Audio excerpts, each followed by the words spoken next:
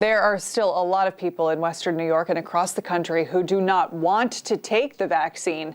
Tonight at 11, Jeff Rusak looks at how community leaders hope to convince minority groups to roll up their sleeves when their turn comes. Tuesday night's virtual panel discussion hosted by Buffalo Promise Neighborhood and Westminster Community Charter School was all about answering questions with facts. In Erie County and communities with more minorities, COVID-19 vaccination rates are significantly lower compared to zip codes with a predominantly white population. The CEO of the Community Health Center of Buffalo made sure to point out the numbers are this way, not by choice. Dispel the myth that people of color, brown, black, tan people do not want to take this vaccine. This is not true. However, our hesitancy is very real. Everyone on the panel agreed. More facts need to be provided about the vaccine by experts. So that's what happened. Do you think it's still worth it to get the COVID vaccine, given the different strains? Absolutely, absolutely, because it still protects against the current strains that are here. What about the speed at which the vaccine was created?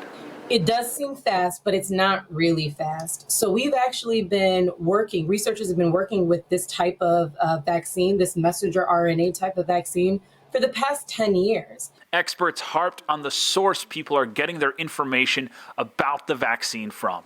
So don't be listening to your friends about, what this happened and somebody else happened to this, that they had my mother had the vaccine and this happened. And, the thing that we need to do is listen to the people that know.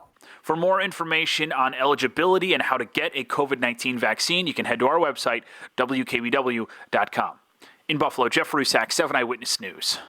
You can find everything you need to know about the vaccine rollout at wkbw.com. That includes a link to the state's Am I Eligible website, where you can find out if you're able to register to receive the dose of vaccine and then be directed to a proper link to make that appointment.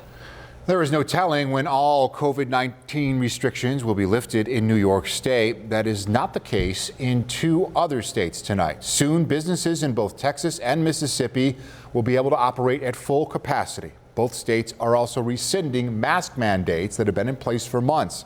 Texas's governor cites declining case numbers and rising vaccination rates, especially among people who need it the most. By next Wednesday, over half of our seniors will have received a vaccine shot. And by the end of this month, every senior who wants a vaccine shot will be able to get a vaccine shot. The CDC says Texas and Mississippi are both among the top 10 states in COVID-19 deaths per capita over the last 7 days. President Biden says the U.S. is months ahead of his original timeline for mass vaccination. Today, he said there will be enough doses to vaccinate all Americans by the end of May. Last month, he said it would happen by the end of July. When do I think things will get back to normal? I've been cautioned not to give an answer to that because we don't know for sure. But my hope is by this time next year, we're going to be back to normal, and before that, my hope. President Biden also says he wants states to make sure that all teachers are vaccinated by the end of this month. The case against a local nightclub owner now includes bribery charges and a possible tie to the mob. Peter Gerace was arrested last weekend in Florida. He owns Pharaoh's Gentlemen's Club in Cheektowaga. Gerace is accused of paying bribes to shield himself and his business from federal drug investigations. His uncle, Joseph Todaro, was accused of running the Buffalo mob decades ago, but those charges were never proven in court. If you're a relative sometimes and you have that propensity to be a criminal, a lot of times you definitely want to use that at your advantage to get people to fear you and to do things for you. Prosecutors say Gerace bribed former DEA agent Joseph Bongiovanni. He was arrested in 2019, accused of protecting people of Italian descent he believed to be part of organized crime. Gerace's attorney did not respond to our call for comment. Turning to your first alert forecast tonight, a chilly day still produced. Look at this, a spectacular sunset. Thanks to Val in Gainesville for these beautiful pictures here tonight. Andy Parker joins us now. Andy, waiting on some warmer temperatures here to move in. Yes, we are. We're going to keep waiting. It'll get a little milder tomorrow. We'll exit the 20s and get back into the 30s. As a matter of fact, that's happening right now. Let's go ahead and show you the temperature profile for tonight. Unlike most nights where it keeps getting colder and colder until just before sunrise, the opposite is occurring right now. We should cross that freezing mark and continue up into the 30s, which is going to be about 10 degrees warmer than it was today, although it's going to come with a wintry mix during the course of the afternoon. Here you can see some of the snow to the north. No, it's not anything we're going to be digging out of, but it will be something that'll keep more of a wintry feel to the day. Even though the temperatures are on the rise and the wintry mix is there, more cold air is coming in behind it. But there's more warm air in the 7-day. It's a number of days away, but it's worth the wait. When you see it, I think you'll agree. I'll have it for you moments from now. Cannot wait, Andy. Thanks. Up next, saving the Sullivans. The lofty goal set to repair a historic ship that took the brunt of a rough winter, and how that goal has already been blown out of the water. Plus, stuck in the bullpen. The Buffalo Bisons have not played at Salem Field in 18 months. How much longer will we have to wait to see them play there again? You're watching 7 Eyewitness News with Jeff Russo and Ashley Rowe, 7 First Alert meteorologist Andy Parker, and sports director Matt Beauvais. Welcome back. Investigators say there were simply too many people inside an SUV that collided with a semi-truck this morning in Southern California.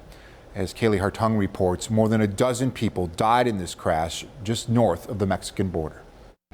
Tonight, the massive death toll after this horrific accident. That maroon Ford Expedition, the driver's side completely wrapped around a semi, hauling 2 gravel trailers.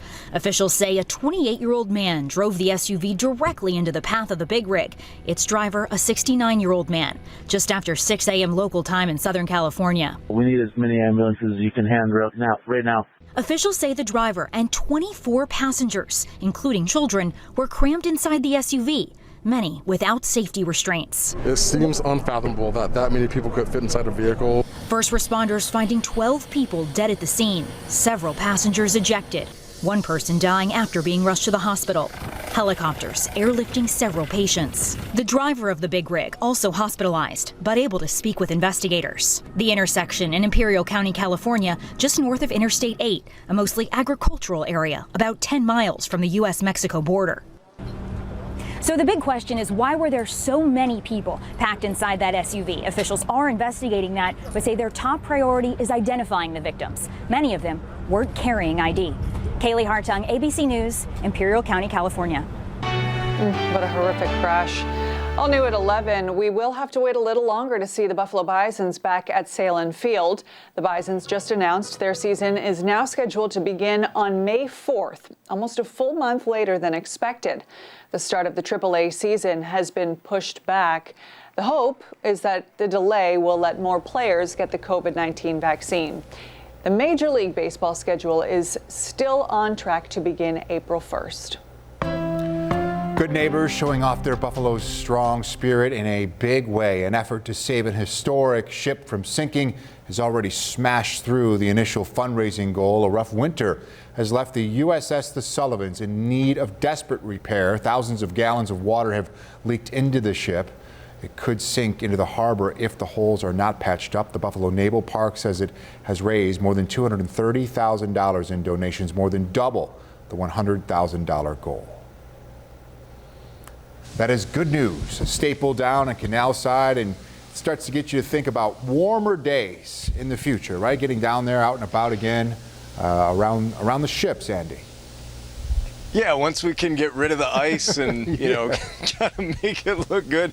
It seems like it is so long from now, but when you start looking at the calendar, literally we're weeks away from turning the corner and starting another summer season. But before we get there, there are a number of days coming our way that are definitely not summer-like. Today was one of those. even though that we had some sunshine, it never left the 20s. As a matter of fact, the warmest temperature of the day is right now outside. There's a view of the city. Here are the numbers. 29, that's the current number. It'll probably go down as the high for the day unless we can get to 30 by midnight. Normal this time of year is 37. A few more days down the road, the average high is 40 degrees. That number becomes something that is more commonplace during the month of March than February. There are the numbers on the map. We'll put the wind chills on here, even though they're not as bad as they were last night at this time. We were sub-zero, so the teens, comparably speaking, it's an easy go out here. Now, 7 Super Doppler has nothing on it right now. It will by the time we get to tomorrow afternoon. I'm expecting a burst of snow, maybe some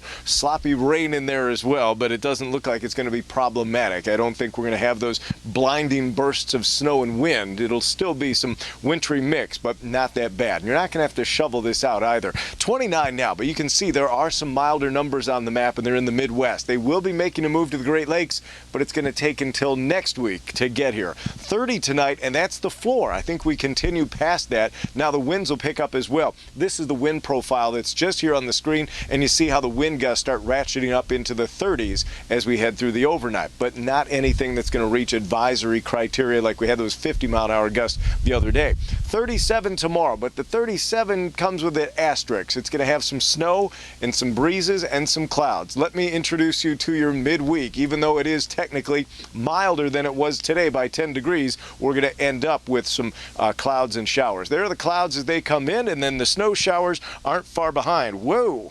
Okay, we're flying all over here. Dennis from Wanaka just popped on my screen. Let me see if I can get back to where we were here and catch up. Hold on with me 1 minute. Trust me, it's worth the wait when you start to see the temperatures that'll be coming our way. So let's get right into the day tomorrow. Here we go. This is going to bring you into the morning hours as we see the clouds continue in, and we're going to find that it is going to be an interesting day as this continues to pop around on me here.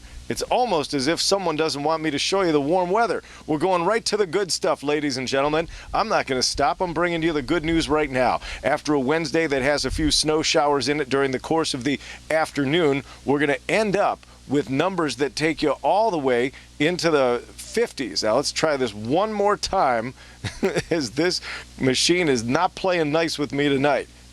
We're going to try to get this 7-day forecast finally onto your screens. Let's see if it's going to do it.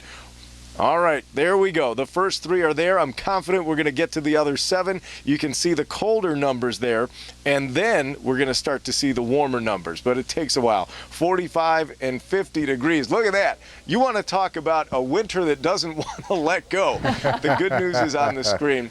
And sometimes you have those mishaps. But I wanted to make sure that you guys didn't lose hope. Yeah, live TV, right? It happens, and it's worth the wait to see those 50s at the end of that stretch. All good. All right, thank you, Andy. Well, an early goal, not enough to